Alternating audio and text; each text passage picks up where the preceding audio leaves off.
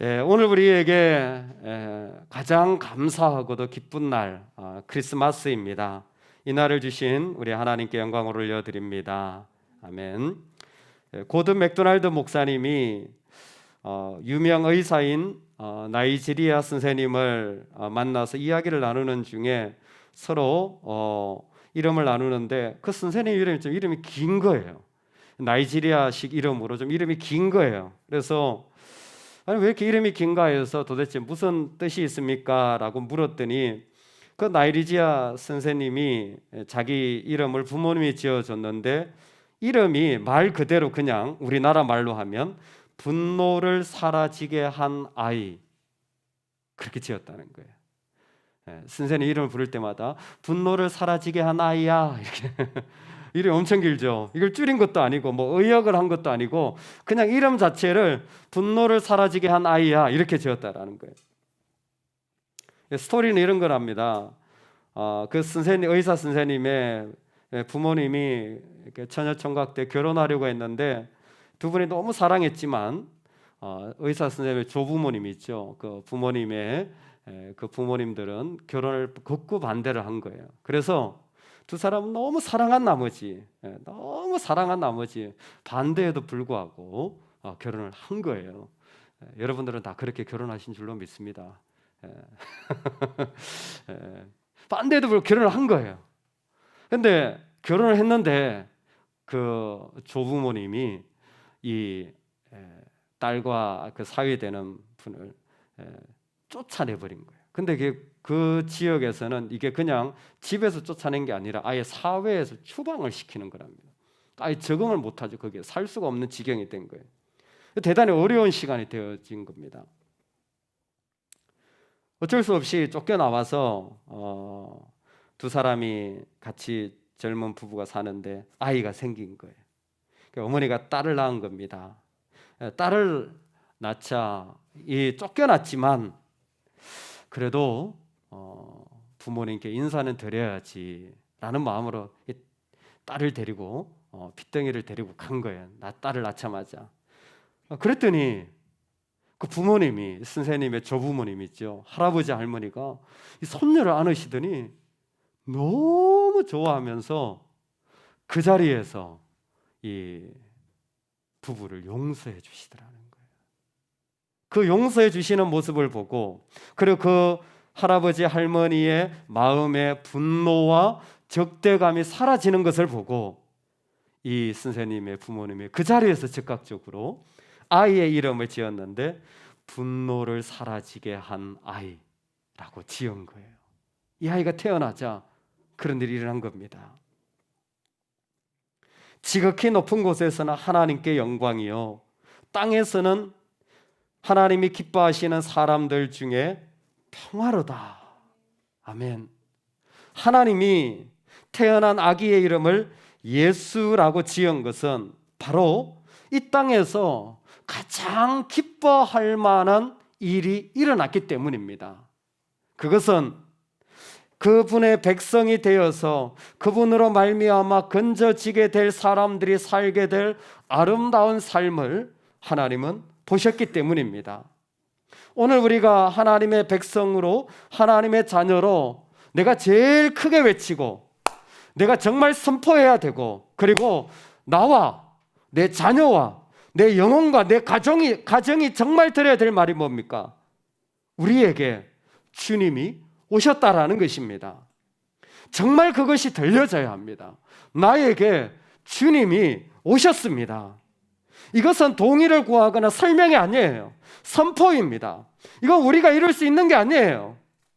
크리스마스는 하나님이 자신의 기쁨을 표현하신 겁니다. 하나님께 영광이 되는 것을 우리에게 주신 사건이 바로 크리스마스예요. 그러니까 크리스마스 때에는 이 땅에 있는 모든 사람들이 정말 우리를 구원하고 건지는 이 예수 그리스도의 아름다운 사랑이, 그 아름다운 소식이 바로 나에게 임하였음을 우리는 나누기를 원합니다. 많은 사람들이 크리스마스를 설명하는 방식도 있겠지만, 그렇다면 하나님은 크리스마스를 어떻게 설명하실까요? 하나님에게 크리스마스는, 즉 그리스도가 이 땅에 오신 날은 어떤 의미가 있을까요?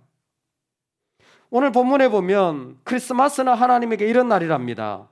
주의 영광이 그들을 비추고 라고 말씀해 주고 있습니다. 예수님이 이 땅에 오시는 순간을 하나님의 관점으로 보면 주의 영광이 이 땅에 비춰진 날이라는 거예요. 예수님이 오신 자리를 정말 본질적으로 이해한다면 이거예요. 그 자리는 하나님의 영광이 비춰진 자리예요. 영광이라는 말을 우리는 구약에서 배웠습니다. 뭡니까? 카보드라는 무거움의 뜻이에요.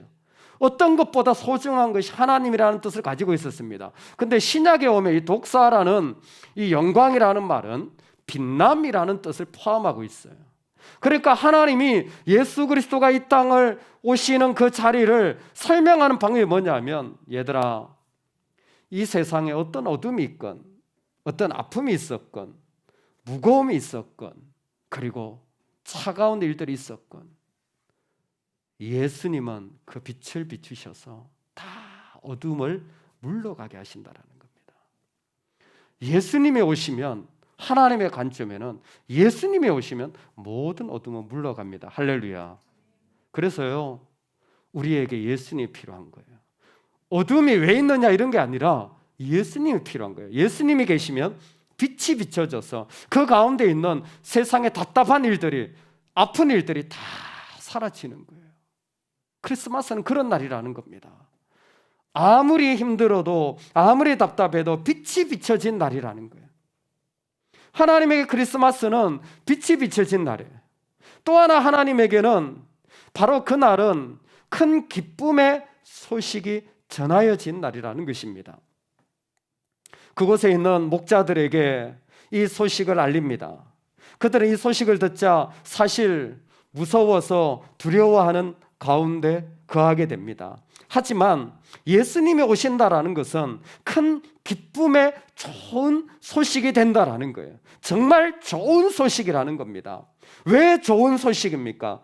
예수님이 오시면 우리가 얼마나 아름다운 사람인지 깨닫게 되어지는 거예요. 여러분 그거 아세요? 제가 원래 꽤 괜찮은 사람이었습니다. 아무도 안 믿으시는군요. 제가 원래 꽤 괜찮은 사람이었어요. 지금은 조금 망가져서 이렇게 이 모양이지만 꽤 괜찮은 사람이었어요. 여러분도 꽤 괜찮은 사람들이었어요. 지금 다들 조금 망가지셨어요. 근데 원래 꽤 괜찮은 사람이었어요. 아니, 상당히 괜찮은 사람들이셨어요. 잘 모르셨죠? 에덴에서 우리가 그랬어요. 원래 우리가 꽤 괜찮은 사람이었어요. 근데 그걸 다 잊어버리는 거예요. 내가 하나님을 따르는 것 같은데도 때로는 하나님을 따르기 싫고, 내가 사랑하는 것 같은데도 내 안에 또 좀 미워하는, 원망하는 마음이 생기고. 우리 원래 안 그랬어요. 원래는 정말 아름다운 마음은 그대로 품고도 좋았어요. 그런데 어느 날 하나님을 향하여 반항하는 일들이 생기면서부터 그 괜찮았던 모습이 무너진 거예요. 예수님이 오시면 우리는 원래 우리가 괜찮았던 모습으로 회복되어집니다. 지금 이 모습이 아니라, 지금 이렇게 능력 없다고 생각하고 아무것도 하지 못한다고 생각하고 스스로 봐도 좀 기준에 못 미치는 것 같은 이런 우리 자신이 있지만, 예수님이 나에게 오시면 아니라는 거예요. 예수님이 오시면 그것은 우리에게 하나의 소식을 들려주는데, 우리가 하나님 앞에서 참 아름답고도 좋았던 모습으로 우리를 회복시켜 주시는 주님의 길을 경험하는 거예요. 여러분, 원래 우리가요 한 줌 흙으로 사라지는 존재가 아니었습니다. 우리가 원래 썩어 없어질 존재가 아니었어요. 원래 우리는 죽음을 맛보는 존재가 아니었습니다. 인생이 얼마나 귀한데 그냥 덧없이 썩어서 흙이 되어버려서 없어져 버린 인생이 된 거예요. 우리 원래 그러지 않았어요. 우리는 원래 영생을 누리는 사람들이었어요. 근데 예수님이 오시면 죽음이 생명을 끊지 못하는 영생의 길을 걸어가게 되어지는 것입니다. 예수님이 우리에게 오시면 내가 죽을 것 같았던 어떤 순간에도, 죽음뿐만이 아니라 사망의 권세가 있는 것 같은 내 삶의 어떤 자리에도 예수님은 우리의 심장을 다시 뛰게 하여 주시는 거예요. 할렐루야. 그 예수님이 우리에게 오신 거예요. 세상에 누가 우리에게 그렇게 할 수 있겠단 말입니까? 없어요. 내가 세상에 어떤 거 조금만 가지면 나아질 것처럼 보이지만 아니에요. 아이들이 고무차력을 가지고 노는데, 저는 시골에서 자라서 여러분도 못 보셨죠? 고무차력이라는 게 예전에 어디 있었습니까? 진흙 가지고 놀았지. 저는 진흙도 없었어요. 논에 가서 그냥 흙 파가지고 학교 가지고 왔어요. 근데 고무차력이 말랑말랑하게 너무 좋은 거예요. 만들니까 너무 잘 만들어져요. 야, 조금만 있으니까 돌덩이처럼 딱딱해지더라고요. 제가 처음에는 이거 할 줄을 몰라가지고 그 돌덩이처럼 딱딱한 거 이렇게 물을 부으면요 말랑말랑해질 줄 알았어요. 아니더만요. 고무차력은 그렇게 안 됩니다. 그런데 있잖아요, 아무리 딱딱해지고 부서진 자리라도 그리스도가 계시면 회복되어지는 거예요. 우리 원래 부드러운 심령의 사람이었어요. 근데 에스겔 선지자가 말한 것처럼 단단한 일들이 되었을 때 그리스도가 오심으로 우리에게 다시 한번 하나님의 일들이 이루어지는 그 축복의 자리를 누리게 된 거예요. 여러분, 누가 사람의 마음을 누그러뜨립니까? 누가 사람의 마음을 바꿀 수 있어요? 아무도 없어요. 나 자신조차도 컨트롤 안 되지만 그리스도가 우리에게 오시면 우리 그 자리를 걸어가게 되어지는 것입니다. 예수님이 오시면 세상은 이것이 무슨 의미가 있는지, 이것을 왜 해야 되는지 그 빛을 비춰줌으로 말미암아 다시 한번 그리스도 안에서 발견되어집니다. 예수님의 이름으로 어떤 파괴된 관계도 다시 선포할 수 있고, 어떤 악한 모습도 용서받고 용서할 수 있게 됩니다. 예수님의 이름이 그곳에 있다면 아무리 악한 자라도 생명의 충만함이 그 가운데 누려지게 되어지는 것입니다. 그래서 기쁜 소식은 믿는 자들에게 정말 기쁜 소식이 되어지는 거예요. 그리스도가 오신 이 소식은 그것을 받아들이는 자들에게 정말 놀라운 소식들이 되어지는 것입니다. 오늘 목자들이 나타나는데 이 목자에 대한 연구 중에 흥미로운 게 있더라고요.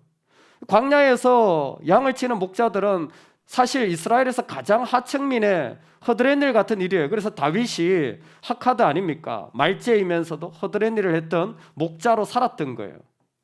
근데 이 목자들이 밖에 있으면서 이런 걸 배운답니다. 강도 기술. 도둑질을 연습한대요. 그게 아마 생존을 위하여서 야생에서 살다 보니까 이 험난한 일들을 겪다 보니까 그런 것까지 필요했는지 모릅니다. 그래서 사람들을 속이고 아니면 어떤 일들을 그 가운데서 이겨내기 위하여서 이 목자들이 강도의 기술을 배워요. 그러다 보니까 이 사회 공동체에서 목자들이 오면요, 우리처럼 어머 양을 치는 목자시군 이게 아니라 저 사기꾼 저 뭔가 저거 엄흉한 짓을 한 저 인간. 예. 얼마 전에 기사에 보니까 조두순 씨가 출소를 했더니 집 주인이 나가라 그랬다 그러더라고요. 근데 그분은 못 나간다. 아마 그런 느낌이지 않았을까. 목자가 있다라는 건요, 신뢰할 만한 관계가 안 생기는 거예요. 목자도 그걸 알아요. 자기가 어떤 짓을 했고 어떤 삶을 살았고 그게 아름다움만 있었던 게 아니에요. 그런데 갑자기 천사가 찾아와서 너희에게 좋은 소식이 있다니까 이 소식이요 무서운 거예요. 그 천사가 찾아오자 빛이 비추자 감사한 게 아니라 힘든 거예요. 어떻게 보면 오히려 그것을 거부하고 싶었을지 모릅니다. 그러니까 그들에게 하나님이 하시는 말씀이 뭡니까? 무서워하지 마라. 너를 위하여 구주가 나셨으니 곧 그리스도 예수라. 두려워하지 마십시오. 걱정하지 마십시오. 염려하지 마십시오. 여러분은 혼자가 아닙니다. 그리스도가 오셨다라는 것은 이제 우리만 있는 것이 아니라는 겁니다. 우리에게 언제나 함께하는 다른 존재가 영원히 함께 하신다라는 것입니다. 두려워하지 마십시오. 무서워하지 마십시오. 내가 살아가는 길에 나 혼자 걸어가는 것이 아니라 아무도 없어도 괜찮아요. 왜? 그 길에 나의 주님은 영원토록 동행하시니까. 주님이 그러려고 오셨습니다. 그 주님이 우리에게 그렇게 오신 거예요. 그래서 성탄은 단순히 그냥 예수님이 태어난 날이 아니라 창조주가 가지고 계시는 영원이라는 개념을 다 내려놓으시고 우리의 시간 속으로 들어오신 날입니다. 한 신학자의 표현처럼 창조주가 피조물이 되시고 심판자가 피고인이 되신 자리에 온 거예요. 그분에 의하여서 그분이 계신 사람들은 그분은 오셨지만 죄인이 의인으로 바뀌어지게 되는, 그분과 같이 있으면 원수가 자녀가 되는, 그분과 같이 있으면 심판이 구원이 되어지는 것으로 전환되어진 복음의 날이 크리스마스입니다. 저는 이렇게 설명드리고 싶습니다. 크리스마스는 예수님이 자신의 심장을 우리에게 주러 오신 날이에요. 크리스마스의 완성은 십자가입니다. 주님이 우리에게 오신 이유는 한 가지예요. 우리 안에 예수의 심장을 가지고 살게 하고, 세상 어떤 것도 멈추게 할 수 없고 어떤 것도 무너뜨릴 수 없고 빼앗을 수 없는 바로 자신을 우리에게 주러 예수님은 오신 것입니다. 그래서 자신의 전부를 드린 한 분을 맞이하는 백성들은 기쁘지 않을 수가 없어요. 얼마나 감사하고 고마운지, 얼마나 좋은지. 저는 크리스마스 하면 두 가지 이미지가 떠오르는데, 어릴 적에 하나는 선물 교환이었어요. 늘 이 중고등부 청년 때 선물 교환했어요. 근데 그게 참 인상 깊었어요. 제가 좋아하는 것도 있고, 근데 꼭 직구전 아이들은 큰 박스에다 연탄재를 넣어놓고 고추장 풀어놓은 애도 있고, 선물을 쌓아놨는데 막 냄새가 나요. 그랬더니 된장을 넣은 애도 있었어요. 정말 사이코죠. 거기다 뭐 벌칙도 해놓고 막 그런 추억들이 있잖아요. 그런 기억이 납니다. 그리고 또 하나가, 제가 어릴 때 교회 다닐 때인데 크리스마스만 가면 꼭 그 온 주일 학생들에게 다 교회에서 이 과자 봉다리를 줬어요. 과자 봉다리를. 나중에 이제 제가 중고등부쯤 돼 보니까 그게 어떻게 나온 건지 알겠더라고요. 그 크리스마스 이브 때 새벽송을 돌면 성도님들 집을 돌면서 다 과자를 모아오는 거예요. 그래 밤새 그 권사님들 그걸 봉다리로 다 봉지에다 넣는 거예요. 그래서 애들을 주는 거예요. 근데 지금 가만히 생각해 보니까 집사님들이 이미 아셨던 거예요. 새벽송 올 때 그 오신 분들 주는 게 아니라 애들 먹을 과자를 산더미처럼 쌓아놓은 거예요. 이게 좀 이상했어요. 왜 초코파이를 우리는 몇 명 안 되는데 막 5통씩 10통씩 왜 이렇게 주시지? 근데 나중에 보니까 교회 갖다 놓으니까 그것을 다 나눠가지고 애들을 주니까 애들이요 그냥 그날은 막 간식이 그냥 한 봉다리 되는 거죠. 그냥 그걸 들고 가면 너무 좋은 거예요. 선물도 좋고 또 간식을 받는 것도 참 좋아요. 오늘 떡이 있습니다. 할렐루야. 그런데 시간이 지날수록 더 좋은 건 나를 위하여 자기를 주신 분이 있다라는 거예요. 세상에 나 같은 사람을 위하여, 이 쓸모없는 자를 위하여 자기를 내어 주신 분이 있다라는 거예요. 아무리 생각해도 난 선한 것이 없는데, 아무리 생각해도 난 하나님 앞에 의롭지 못한데 자기를 다 주신 분이 있다. 그분이 오늘 오신 거예요. 그러니 제가 약간의 양심이라도 있다면 어떻게 크리스마스를 안 지킬 수가 있겠습니까? 그 귀한 분을 내가 어떻게 찬양하지 않을 수가 있단 말입니까? 그 귀한 분이 나에게 그렇게 다 주셨는데 어떻게 내가 그분을 노래하지 않을 수가 있단 말입니까? 우리 주님을 기뻐합시다. 우리 영원히 그분을 맞이합시다. 우리의 삶에 자기의 모든 것을 주신 그 주님을 환호합시다. 할렐루야. 우리 주님께 한번 영광의 박수를 우리 한 번만 더 올려드리길 원합니다. 주님, 우리 삶의 영광 받아주시고 존귀함을 받아주시옵소서. 주님, 내 삶의 가장 높은 자리에 계시옵소서. 할렐루야. 자신을 내어주신 그 주님이 우리의 삶에 임하셨습니다. 그리고 그분은 떠나지 않으시고 모든 순간을 함께 하십니다. 여러분, 우리도 주는 삶을 살면 좋겠습니다. 받는 건 복이 아니에요. 그냥 선물이지. 달란트를 받으셨습니까? 그건 선물이에요. 그건 복이 아니에요. 돈을 많이 받았어요. 그건 선물이에요. 그건 복이 아니에요. 복은 주님처럼 주는 거예요.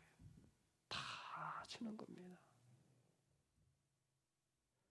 그 하영록 목사님 팀 하스로 이란 이름으로 기업을 일으켰던 그분이 페이블한 책에 보면 자기의 간증을 적는데 자기의 이야기가 아니라 부모님의 이야기를 그곳에 한 토막 넣어놓습니다.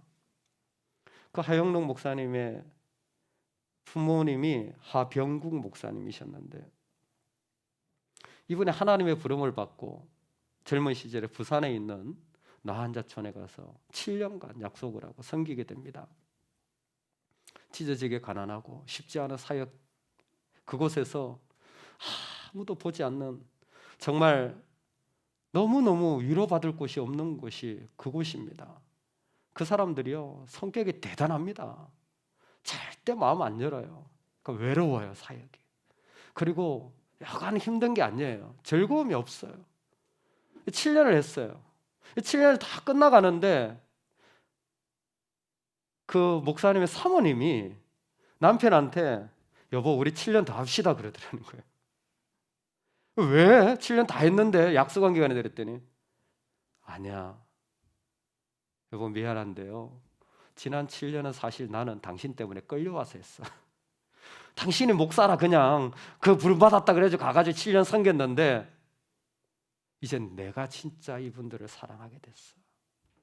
이젠 내가 진짜 섬기고 싶어. 그래서 부인 말대로 7년 더 섬겼어요. 14년을 섬긴 거예요. 그 14년을 섬기는 그 끝날 쯤에 신기하게도 미국의 페이스 신학교라는 곳에서 거기에 섬기시는 분들이 한국에 복음을 전하고 사역하기 위해 왔다가 이 나한자촌이 있다는 얘기를 듣고 위로하고 방문하러 왔는데 보니까 젊은 목회자 부부가 14년을 거기 섬기고 있는 거예요. 이분들이 감동이 되어서 이 섬기는 분들에게 뭐 해줄까 하다 보니까 그 아들내미가 하나 있는 거예요. 우리가 이 아이 공부시켜줄게요. 보내세요. 그래서 이분이 자기의 인생의 그 가난의 시절에서 공부의 기회를 맞이하게 된 거예요.